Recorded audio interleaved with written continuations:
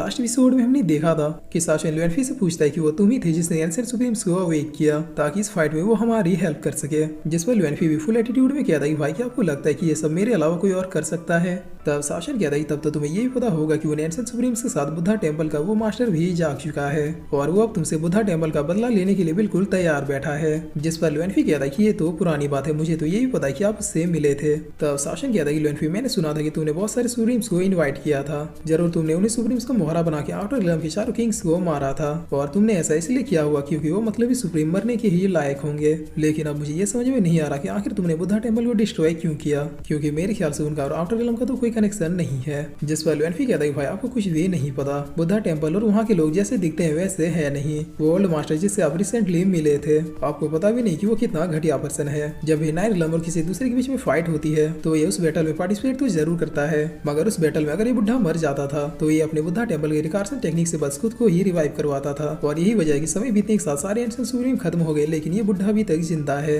सारी चीजें जो बुद्धा टेम्पल के बारे में हम दोनों को बताई गई थी वो पूरी तरीके से सच नहीं है। ये लोग सीधे साधे मॉन्क बन के कुछ और ही गुल खिला रहे थे, इसलिए मैंने पूरे बुद्धा टेम्पल को ही डिस्ट्रॉय कर दिया, क्योंकि अगर ये बुढ़ा चाहता तो फिर हमारे मास्टर को भी वापस ला सकता था। लेकिन इसने हमेशा से सिर्फ अपने बारे में सोचा और अपने साथी सुप्रीम को हर बैटल में बस ऐसे ही मरने के लिए छोड़ दिया। बस यही भेदभाव मुझसे देखा नहीं गया। तब शासन कहता कि सारी चीजें तो बिल्कुल ठीक है, लेकिन बुद्धा टेम्पल में जो मॉन्क थे वो बिल्कुल इनोसेंट थे। तुमने सिर्फ एक मॉन्क को जिंदा छोड़ के बाकियों को चुन चुन के मारा। जिस पर लुएनफी कहता है भाई मैंने कहा ना कि आप सच्चाई नहीं जानते, इसलिए आपको लगता है कि वो सारे इनोसेंट थे। ऐसे बहुत से घिनौने कांड है जिसे उन ओल्ड मॉन्कों ने उस ओल्ड मास्टर के कहने पे किया था, लेकिन लोगों की नजर में वो सिर्फ बुद्धा के प्रति अपनी सद्भावना को दर्शाते थे, मानो वो मॉन्क कितने ही दूध के धुले हो। और फिर लुएनफी अब एक बहुत ही डरावने स्टाइल में कहता है भाई आप तो मुझे जानते हो, मैंने आज तक कभी भी इनोसेंट लोगों को नहीं मारा, मैंने बस दूसरों के साथ वैसा ही किया जैसा वो डिजर्व करते थे। और फिर लुएनफी अब शासन के कंधे पे हाथ रखते हुए कहता है भाई इन सारी बातों को छोड़ो, मैं कभी आराम से बैठ के आपको इन सारी चीजों के बारे में डिटेल से बताऊंगा, बस अभी के लिए इतना जान लो कि आपके छोटे भाई ने अभी तक कोई भी गलत काम नहीं किया है। तब शासन कहता है ठीक है मैं तुम्हारी बातों को मान लेता हूँ। जिस पर लुएनफी अब अपने पगोड़ा को अपेयर करते हुए कहता है कि भाई जिन भरोसे वालों ने आपको मारा था उसमें से एक का तो मैंने बैंड बजा दिया है, लेकिन दूसरी वाली को मैंने इसी दिन के लिए अपने पगोड़े में कैद करके रखा था, इसीलिए उसके साथ क्या करना ये अब आप ही डिसाइड कीजिए। तब शासन अब बहुत ही गुस्से में कहता है कि अच्छा तो छोटी बहना अभी तक जिंदा है, और इतना के शासन अब सीधे इस पगोड़े के अंदर चला जाता है। तब यहाँ पे हम इस लेडी को देखते हैं जिसने प्रीवियस लाइफ में शासन की बॉडी में अपने स्वॉर्ड को आर पार किया था। जिस पर अब तभी यहाँ पे इसके पास शासन भी आ जाता है और आते हुए कहता है कि छोटी बहना या फिर मैं कहूँ वाइंड एम्प्रेस कैसी हो, क्या तुमने बड़े भाई को मिस किया। तब शासन को देखते इस एम्प्रेस के होश उड़ जाते हैं और फिर ये बहुत ही डरते हुए कहती है कि बिग ब्रदर प्लीज मेरी बात सुनिए, मैं आपको सारी चीजें एक्सप्लेन कर सकती हूँ। जिस पर शासन कहता है कि नहीं बहना इसकी कोई भी जरूरत नहीं है, तुमने जो स्वॉर्ड मेरे बॉडी पे मारा था उसका घाव अभी भी मेरे दिल में है। और फिर शासन एक अटैक को क्रिएट करते हुए कहता है कि मुझे अब लगता नहीं कि मैं तुम्हारी कोई बातों को सुन पाऊंगा। तब ये एम्प्रेस अब सीधे शासन के आगे घुटनों पे बैठते हुए कहती है कि मैं आपकी छोटी सिस्टर की तरह हूं, प्लीज मुझे माफ कर दीजिए, ये सब मैंने लुएनफी के कहने पे किया था। जिस पर शासन एक ही झटके में इस एम्प्रेस का खेल खत्म करते हुए कहता है कि सॉरी बहना, मैं गद्दारों को माफी नहीं सिर्फ मौत देता हूँ, अगर ये सब तुम्हें लुएनफी ने करने के लिए कहा था तो एक बार तुम मुझे ये सब बता सकते थे। चलो कोई बात नहीं, अब हेल में जाके अपने गुनाहों का प्रायश्चित कर लेना। जिस पर अब यहाँ पे लुएनफी आते हुए कहता है कि भाई चलो जो कुछ भी होना था सब कुछ हो चुका है, पिछले लाइफ की जितनी भी चीजें थी वो सारी आज क्लियर हो चुकी है, इसीलिए अब हमें सिर्फ अपने आने वाले फ्यूचर में फोकस करना चाहिए, क्योंकि अब हमें क्या करना ये बिल्कुल क्लियर है। तब शासन भी हंसते हुए कहता है कि वेल मैं भी यही सोच रहा था, बताओ क्या तुम्हारे पास कोई आइडिया कि हमें कहाँ से शुरू करना चाहिए। जिस पर लुएनफी कहता है कि मेरे ख्याल से अब हमें भी अपनी एक सेना बनानी शुरू कर देनी चाहिए, क्योंकि बैटल तो होनी है ये कंफर्म है। तब शासन भी यस में इशारा करते हुए कहता है कि मेरे पास शायद थोड़ी बहुत सेना है, लेकिन वो सारे नए रिलम के अलग अलग रिलम से बिलोंग करते हैं।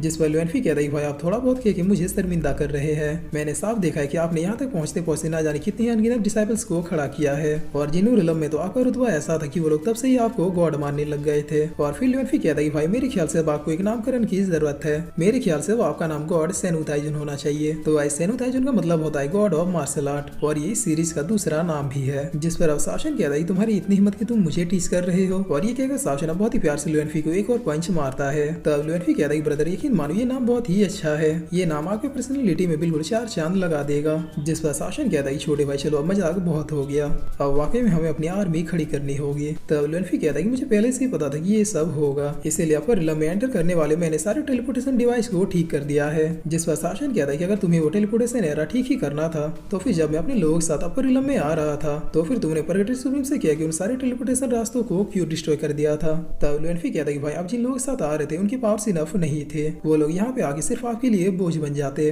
और उन्हें मारने की धमकी देकर आपके दुश्मन आपको ब्लैकमेल कर सकते थे। इसलिए मैंने उन टेलीपोर्टेशन गेट्स को डिस्ट्रॉय करके उन्हें अपर रिलम में एंटर करने नहीं दिया। जिस पर शासन कहता है कि वेल चलो ये भी सही था। और ये कहकर शासन और लुएनफी अब यहाँ से गायब हो जाते हैं। जिसके बाद अब सीन चेंज होता है और हम देखते हैं कि शासन और लुएनफी एक टेलीपोर्टेशन डिवाइस के पास आए हुए होते हैं। तब लुएनफी कहता है कि भाई आप इसकी हेल्प से पूरे 9 रिलम में कहीं पे भी जा सकते हैं। जिस पर शासन भी इशारा करते हुए कहता है चलो इसे एक्टिव करते हैं।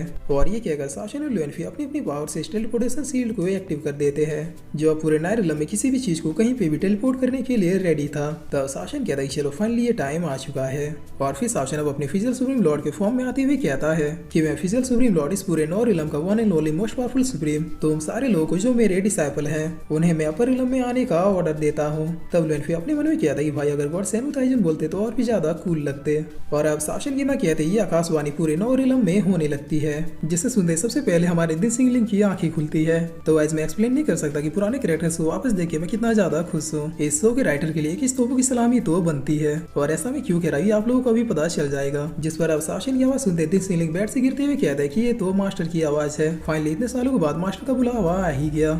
जिसके बाद इधर हम जिनमिंग को देखते हैं जो इस आकाशवाणी की ओर देखते हुए कह रही थी कि फाइनली तुम्हें हमारी याद आ ही गई। और अब ये लड़का जिसका नाम लिन फेंग है ये अपनी ट्रेनिंग को करते हुए कहता है कि ये तो मास्टर की आवाज है। तब डीमन एफ भी अपेयर होते हुए कहता है कि फाइनली फिजिकल सुप्रीम लॉर्ड वापिस अपनी पोजीशन पे लौट गए। अब इस पूरे 9 रिलम को किसी से भी कोई भी खतरा नहीं होने वाला। जिस पर अब हम अपने प्यारे दुलारे यंग मास्टर यांग शुन को देखते हैं जिसने अपनी हरकतों से इस सीरीज में अपना एक अलग ही फैन बेस बना लिया था। ये अब अपने गाल में चिमटी काटते हुए कहता है कि कहीं मैं सपना तो नहीं देख रहा, ये वॉइस तो साक्षात बॉस की है। बॉस तो पहले से इतने ज्यादा पावरफुल थे और अब तो हमें इनवाइट करने के लिए डायरेक्ट इस तरह की आकाशवाणियां ही कर रहे हैं। इसका मतलब बॉस कहीं गॉड तो नहीं बन गए। और फिर यांग शुन बेहोश होते हुए कहता है कि बॉस मैं आ रहा हूँ। जिस पर अब हम और भी डिसाइपल्स को देखते हैं जो इस वॉइस को सुन के बहुत ही खुश होते हुए कह रहा था कि मास्टर जिस दिन के लिए आपने हमें तैयार होने के लिए कहा था फाइनली वो दिन आ गया, अब बस आपसे मिलने की देरी है। तब इधर इस लड़के को भी हम देखते हैं जो शासन के वॉइस को बहुत ही ध्यान से सुन रहा था। और फिर ये लड़का कहता है कि मास्टर मैं आपको निराश नहीं करूंगा, मैंने इन सालों में बॉडी टेम्परिंग मंत्रा के तीसरे लेवल को ब्रेक थ्रू कर लिया है। और अब इधर हम शासन और लुएनफी को देखते हैं जो इस माउंटेन के पीक में खड़े होकर इस प्लेस का नामकरण कर रहे थे।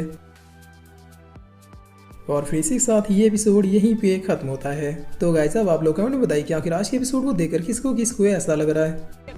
मौसम तो ऐसा लग रहा है दिल गार्डन गार्डन हो रहा है, बहुत मजा आ रहा है यहाँ पे। क्या लबे सीरी सा लग रहा है दिल गार्डन गार्डन तो।